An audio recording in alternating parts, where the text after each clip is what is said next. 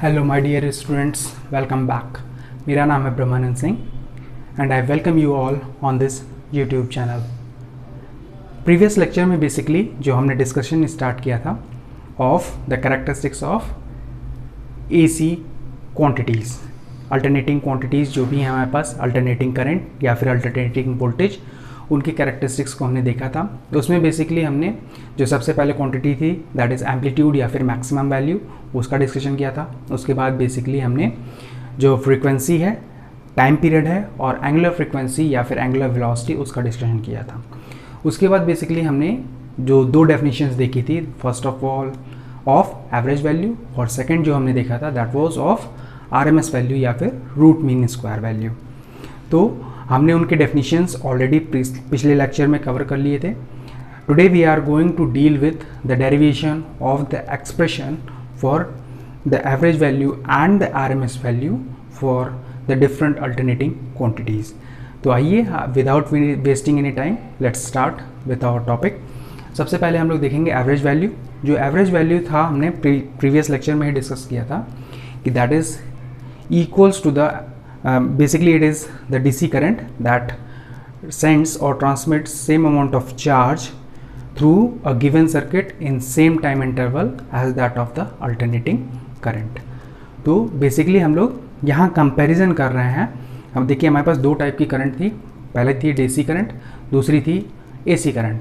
तो हम लोग कंपैरिजन कर रहे हैं यहाँ पे कि AC करंट जो है हमारे पास किसी गिवन पर्टिकुलर सर्किट में और दूसरी जो है DC करंट वो ही सेम सर्किट में सेम टाइम इंटरवल में DC करंट की कौन सी वो वैल्यू है जो कि AC करंट जितना चार्ज फ्लो करा रही है उस गिवन सर्किट में उतना ही चार्ज फ्लो कराएगी। तो इससे रिलेटेड चीज़ें हैं। दूसरी चीज़ यहाँ पे देखिए मीन वैल्यू है। एवरेज वैल्यू से तो आपको उतना क्लियरिफाई नहीं होगा, दिस इज़ मीन वैल्यू। तो कोई भी क्वांटिटी है, जब मैं अल्टरनेटिंग क्वांटिटी ले रहा हूँ, मान लीजिए सबसे पहले जैसा कि हम लोग बात कर चुके हैं, we are going to talk of sinusoidal alternating quantities. तो ये लीजिए, मान लीजिए मेरे पास है एक ग्राफ है of with respect to T और यहाँ पे मैंने ड्रॉ किया है आई ऑफ टी। इस आई ऑफ टी का मुझे एवरेज वैल्यू या फिर मीन वैल्यू निकालनी है। तो होगा क्या कि यहाँ पे देखिए एक पॉजिटिव हाफ साइकिल है, एक नेगेटिव हाफ साइकिल है। पॉजिटिव हाफ साइकिल में मान लीजिए मेरे पास एक सर्किट गिवन है, ये जो रेजिस्टिव सर्किट है, लोड है मेरे पास। अब हो क्या रहा है कि पॉजिटिव पोटेंशियल जब पॉजिटिव हाफ आया तो मान लीजिए this is positive half, this is negative, so this current is flowing in this direction. ये करंट आई फ्लो हो रही है and that is flowing a charge of Q in this direction. वहीं पे जब होगा क्या कि जैसे ही मेरा नेगेटिव हाफ आएगा, नेगेटिव हाफ में हक क्या होगा कि ये जो मेरा सर्किट है वो तो सेम रहेगा but the direction of current is going to change. जो डायरेक्शन ऑफ करंट हो जाएगी वो ऐसी हो जाएगी because the direction of potential has been changed. तो जिसकी वजह से मेरे पास करंट की डायरेक्शन अपोजिट हो जा रही है। तो अगर मैं देखूं तो same amount of charge Q is moving through this circuit in opposite direction. तो अगर मैं बात करूं ओवर द कंप्लीट साइकिल, मैं इस कंप्लीट 2 पाई साइकिल की मैं अगर बात करूं तो अगर इस पॉजिटिव हाफ साइकिल में प्लस Q चार्ज पास हो रहा है from plus two minus in this direction, same amount of charge is again going to pass through this cycle in opposite direction। तो अब मीन वैल्यू में करते क्या थे, आप लोग स्टैटिस्टिक्स ऑलरेडी स्टडी कर चुके होंगे। मीन वैल्यू में हम लोग जो भी वैल्यूज़ लेते थे उनको जोड़ते थे। मान लीजिए x1 सैम्पल्स है मेरे पास, x1 x2 और xn तक सैम्पल हैं, इन सबको एडअप करते थे और डिवाइडेड बाई जो हम लोग नंबर ऑफ सैम्पल्स लिए हैं उससे डिवाइड कर देते थे। तो सिमिलर वे में हमने 2 सैम्पल्स लिए, फर्स्ट पॉजिटिव हाफ में plus Q, second positive half में भी plus Q, but in opposite direction. ये ध्यान रखिएगा कि डायरेक्शन अपोजिट हो चुकी है। तो होगा क्या कि एक वैल्यू है मेरे पास प्लस Q तो दूसरी वैल्यू होगी माइनस ऑफ Q, क्योंकि डायरेक्शन अपोजिट हो चुकी है। और डिवाइडेड बाई 2 सैम्पल्स हैं हमारे पास 2, तो मैं देखूं तो mean value is going to be 0। आप ऐसा समझ सकते हैं कि ये इक्वलेंट टू डीसी वैल्यू होगी, सर्टेन डीसी वैल्यू, और वहीं पे इसी के इक्वलेंट दूसरी डीसी वैल्यू होगी। तो ओवर द साइकिल अगर मैं इसको आई से डिनोट कर रहा हूँ, I1 से मान लीजिए, सो दिस इज -I1, और जब मैं दोनों का सम लूंगा over the cycle, so that is going to be cancel out. I1 plus of -I1 is going to be zeros। तो बेसिकली मैं यहाँ से ये समझाना चाहता हूँ कि जब हम लोग मीन वैल्यू या फिर average value of any alternating quantity, if we are going to talk of over the complete cycle, मैं अगर कंप्लीट साइकिल पे एवरेज वैल्यू या मीन वैल्यू कैलकुलेट करने की कोशिश करता हूँ, the value is going to be 0। इसलिए कभी भी कोई भी अल्टरनेटिंग क्वांटिटी है, then we are always going to calculate the mean value और the average value over the half cycle. तो हम लोग केवल और केवल कंसर्न होते हैं हाफ साइकिल के लिए। अब देखिए, हाफ साइकिल की मैं जब बात कर रहा हूँ तो हाफ साइकिल में जो मीन वैल्यू होगी दैट इज़ I1, और इस हाफ साइकिल में भी जो मीन वैल्यू होगी दैट इज़ मॉड I1 और mod minus of I1 and that is going to be I1।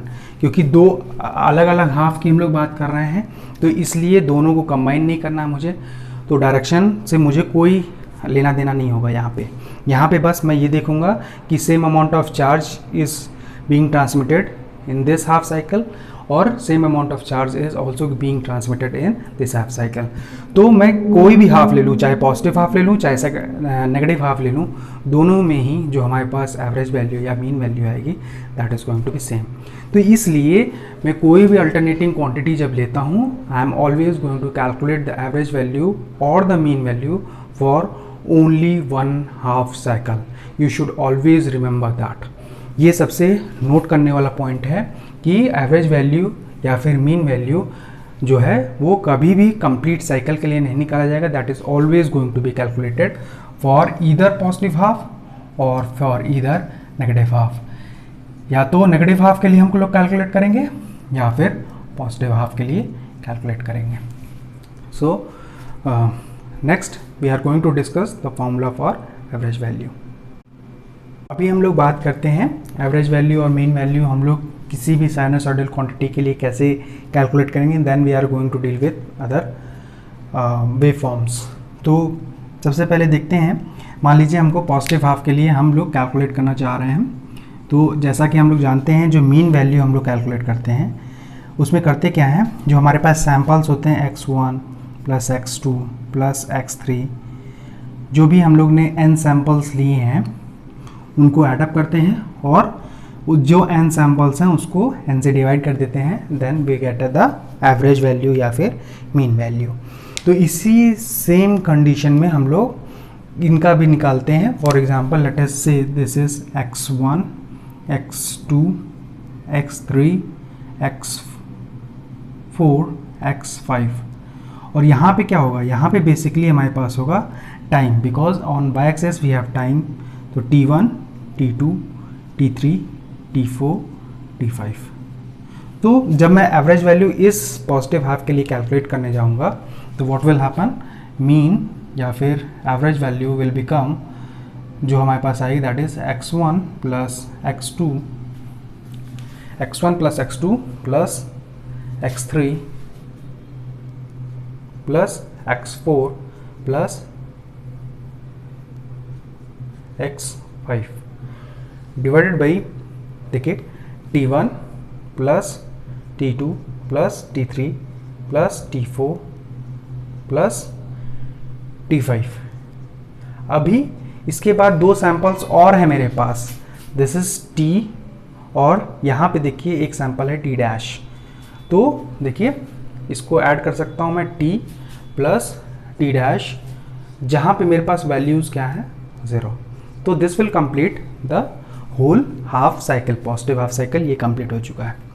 देखिए यहाँ पे मैंने लिमिटेड नंबर ऑफ सैंपल्स लिए हैं, लेकिन जब मुझे एक्यूरेसी बढ़ानी होती है तो जब मेरे पास लार्ज नंबर ऑफ वैल्यूज़ होती हैं then I am never going to add up the samples.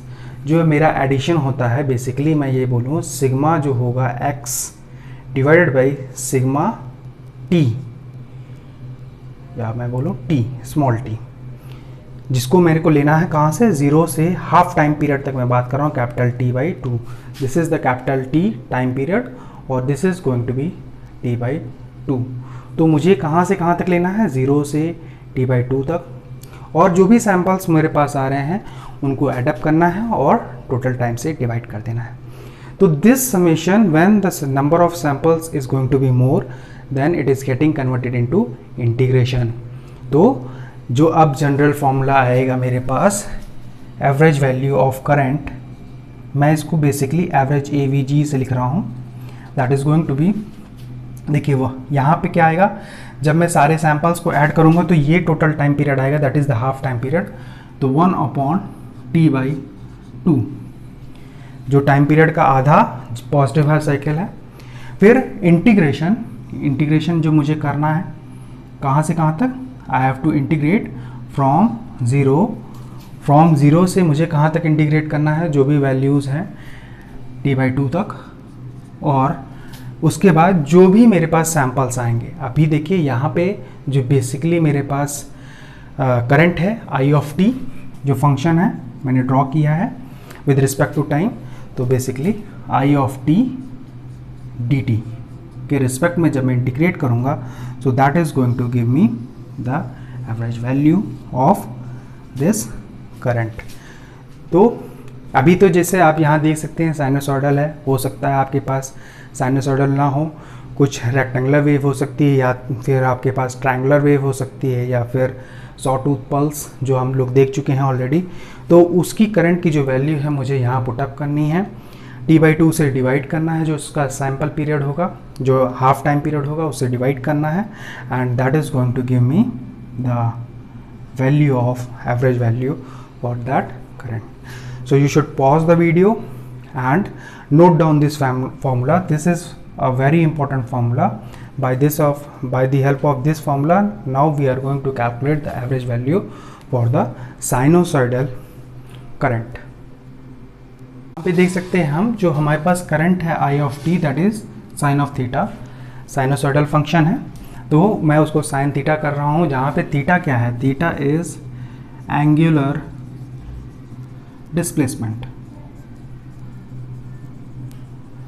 और हम ऑलरेडी डिस्कस कर चुके हैं कि angular frequency, angular velocity omega, angular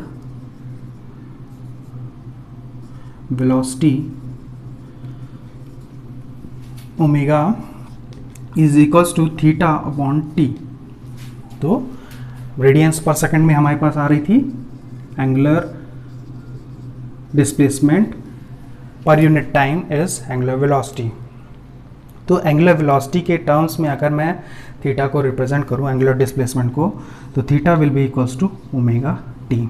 तो हमारे पास जो फंक्शन आ जाएगा I of t is going to be sine of omega t. So this is the function. अभी देखिए यहाँ पे मैंने एम्पलीट्यूड ने इंट्रोड्यूस किया है, जो मेरा कुछ ना कुछ एम्पलीट्यूड होगा। For example this is IM, तो कई बार, या फिर I मैक्स कर लीजिए, ज़्यादा बेहतर है, क्योंकि sometimes IM will be use for the mean value या फिर एवरेज वैल्यू। मैं अभी जो I एवरेज वैल्यू के लिए यूज़ कर रहा हूँ, I AVG यूज़ कर रहा हूँ, तो या फिर आप लोग इसके लिए एवरेज यूज़ कर सकते हैं और IM यूज़ करिए, और I0 is going to use for max value, that is the amplitude. तो यहाँ पे मैं इंट्रोड्यूस कर रहा हूँ I0, that is the amplitude of this sinusoidal wave. तो यहाँ पे इंट्रोड्यूस हो जाएगा I0। So this is the value of the current which is varying with respect to time omega t, और जिसका मैक्सिमम एम्पलीट्यूड है वो है I0। So now let us try to find out the average value for this current. Average value या फिर mean value जो हो जाएगी, अभी हम लोग देख चुके हैं, that is 1/t 0 to t by 2 I of t dt। तो I ऑफ t जो हमारे पास, that is the function I0 sine of omega t। तो यहाँ से मैं क्या लिख सकता हूँ, वी हैव द कांस्टेंट 2, तो ये ऊपर चला जाएगा 2 upon T, this is I not is the maximum value and constant, तो ये 2 आई नॉट हो जाएगा, इंटीग्रेशन 0 से t by 2 sine of omega t into d t. तो जब आप इसको इंटीग्रेट करेंगे तो this is going to be, यहाँ से आप इंटीग्रेट कर लीजिए 2 आई नॉट अपॉन टी, ये क्या आ जाएगा मेरे पास minus cos of omega t, और ओमेगा टी का डिफरेंशिएशन जब करेंगे तो that is going to be omega, कहाँ से कहाँ तक, 0 से t बाई 2 तक। So cos of 0 is going to be 1, हम जानते हैं cos of 0 is going to be 1, और वहीं पे जब हम लोग t बाई 2 पुट अप करेंगे तो आइए इसको पहले हम लोग सॉल्व करने की कोशिश करते हैं बाई पुटिंग द वैल्यू। देखिए ओमेगा टी में जब मैंने पुट किया है 0 और t बाई 2 मुझे पुट अप करना है, तो 0 when I am going to put t is equals to 0, तो this value is going to be 0, for t is equals to 0 omega t is going to be 0। वहीं पे for t is equals to t by 2 ये मुझे calculate करना है, so this is omega t by 2, तो ये value मुझे calculate करनी है। अभी हम लोग जो प्रीवियस लेक्चर में देखे थे कि omega is equals to 2 pi by t, तो यहाँ से जब मैं कैलकुलेट करने की कोशिश करूँगा तो क्या हो जाएगा, omega t upon 2 is equals to pi. तो यहाँ से मैं कैलकुलेट कर सकता हूँ, ये रिलेशनशिप आपके लिए बहुत ही इंपॉर्टेंट है, you should always remember this, omega is equals to 2 pi by t या फिर omega is equals to 2 pi f, इसीलिए हम इसको एंगुलर फ्रीक्वेंसी भी बोल रहे थे। So if you have not attended that particular lecture, so I will provide the description link, you can check out that. तो यहाँ से मेरे पास दोनों ही एंगल्स की वैल्यू आ चुकी है, तो now we have to just put down these values, omega t is equals to 0 और omega t by 2 is equals to pi. तो जैसे ही मैं ये पुट करूँगा तो क्या हो जाएगा, देखिए 2 I naught upon T, and जब मैं यहाँ पुटअप करूँगा, देखिए जब मेरे पास t बाई 2 पुटअप होगा तो cos 180 is going to be 1, देखिए मल्टीप्लाई -1 और -1 के साथ -1 जब मल्टीप्लाई होगा तो that is going to be 1, और उसके बाद फिर देखिए जब मैं पुट करूँगा 0, सो this is minus of cos, तो होगा क्या कि यहाँ पे माइनस माइनस प्लस हो जाएगा और cos 0 is going to be 1, so this is going to be 1 upon omega. तो अब देखिए यहाँ पे क्या हो रहा है, देखिए ओमेगा टी अब यहाँ से मैं निकालूँ तो omega t was equals to 2 pi, तो यहाँ से मैं देखिए ओमेगा टी मेरे पास आ जाएगा, this is going to be 2 I naught into omega t into 2। अब omega t is equals to 2 pi, यहाँ से आप देख सकते हैं this is omega t t is equals to 2 pi, omega into t is equals to 2 pi. तो अब ये जो वैल्यू है मैं यहाँ जैसे ही पुट अप करूँगा तो 2 कैंसिल हो जाएगा and I will have the value as 2 I naught upon pi. So this is the average value for the sinusoidal current. I average is equals to 2 I naught upon pi. और जब इसकी आप value calculate करेंगे तो I average will be equals to 0.63 I naught. तो ये value भी आप लोग को हमेशा याद रहना चाहिए। So 637 है बेसिकली वैल्यू। तो you can pause the video and note down these points. ये जो कॉन्सेप्ट हैं आपके लिए बहुत ही इंपॉर्टेंट है because you will require these concepts always for putting down the values of the upper limit and the lower limit. जो हम लोग बात करने वाले हैं we are going to talk of root mean square value या फिर आरएमएस वैल्यू।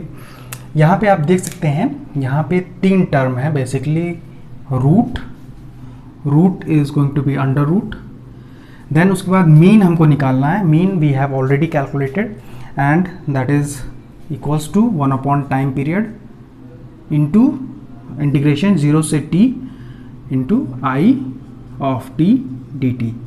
ये आपके पास मीन वैल्यू थी but we have taken t by 2 over here just because for alternating values या alternating quantities the mean value या फिर average value was 0 over the complete cycle, इसलिए हमने वहाँ पे t/2 लिया था। बट अभी देखिए एक टर्म जो है that is going to change the whole scenario, square.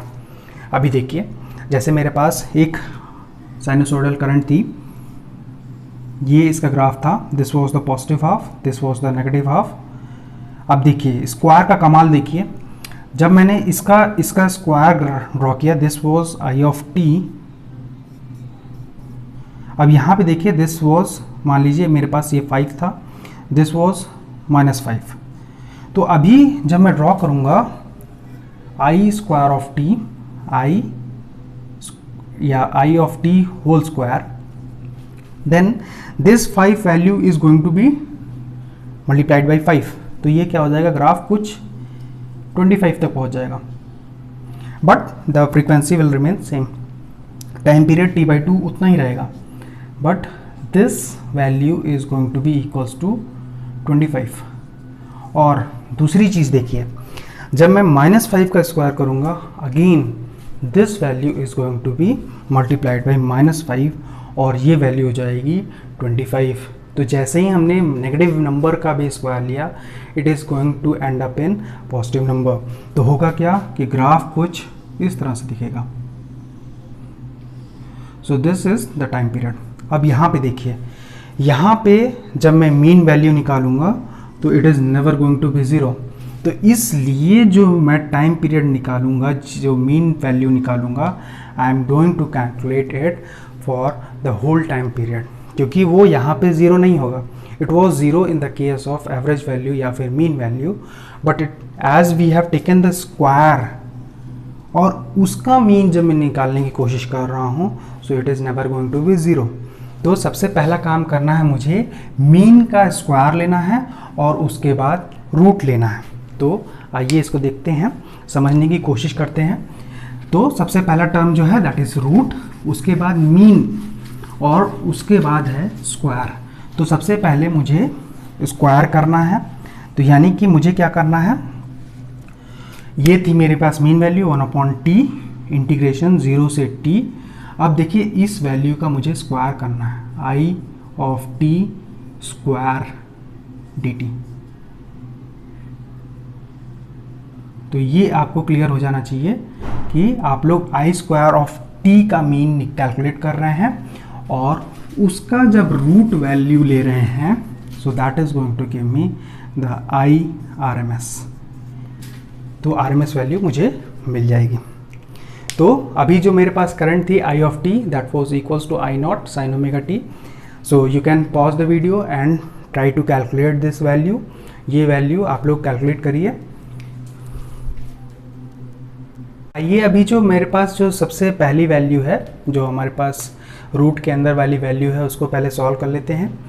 Then we are going to put up the root and get the value of RMS value. तो अभी मेरे पास क्या है, 1/t इंटीग्रेशन, देखिए हमारे पास I of t is I0 sine of omega t, मैंने वो ले लिया है।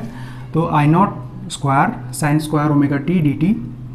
तो अभी होगा क्या कि I0 देखिए कांस्टेंट है, तो we can take it out, I0 square by t integration 0 to t। और देखिए साइन स्क्वायर थीटा, देखिए cos of 2 theta is equals to cos square theta minus sine square theta. यहाँ से cos square theta is equals to होता है हमारे पास 1 minus sine square theta. तो 1 माइनस 2 साइन स्क्वायर थीटा हो जाएगा। जब उधर ले जाएंगे तो cos 2 theta minus of 1 divided by 2 आएगा हमारे पास। So I have written that formula 1 minus cos 2 theta cos 2 omega t, देखिए यहाँ ओमेगा टी है तो यहाँ पे 2 ओमेगा टी आ गया है डिवाइडेड बाई 2, और इसको इंटीग्रेट कर रहे हैं विद रिस्पेक्ट टू dt। तो देखिए दिस इज 1/2 और cos 2 omega t divided by 2। तो जब 1/2 का इंटीग्रेशन करेंगे तो that is going to be t/2, और जब cos ऑफ 2 ओमेगा टी का इंटीग्रेशन करेंगे तो that is going to be sin 2 omega t, और जब इसका डिफरेंशिएशन करेंगे this is going to be 2 omega, नीचे आ जाएगा 2 ओमेगा, और जो हमारी लिमिट है दैट इज 0 to t। तो ये हमारे पास लिमिट आ गई। अब देखिए हमारे पास omega t was equals to 2 pi, और जब देखिए यहाँ पे मैं जैसे ही टी पुट करूँगा तो देखिए क्या आ जाएगा, omega t and that is equals to 2 pi, और 2 pi into 2 pi into 2 that is going to be 4 pi. तो 4 पाई की वैल्यू जब मैं बात कर रहा हूँ तो साइन जब n पाई जब होता है मेरे पास तो that is going to be 0। Sine of n pi is always going to be 0। तो n 0 रखेंगे तो 0, sine 0 is 0, n is 1, sine pi is 0, sine 2 pi that is 360 degree that is also 0। इसी तरह 3 पाई और 4 पाई पे भी साइन की value 0 होगी। तो obviously when I am going to put t then 4 pi sin 4 pi is going to be 0. Secondly when I am going to put up 0 over here तो 0 पे क्या होगा कि हमारे पास जो वैल्यू है साइन 0 आएगी। तो ये वैल्यू जो है बेसिकली मैं बात करना चाह रहा हूँ, this value is going to terminate and that is going to give me a value of 0 when I am going to put up the limits. मेरे पास केवल और केवल एक वैल्यू बच जाएगी दैट इज t/2। तो इसको हम लोग सॉल्व कर लेते हैं। जब मैं 0 पुट करूंगा ऑब्वियस सी बात है that is going to be 0।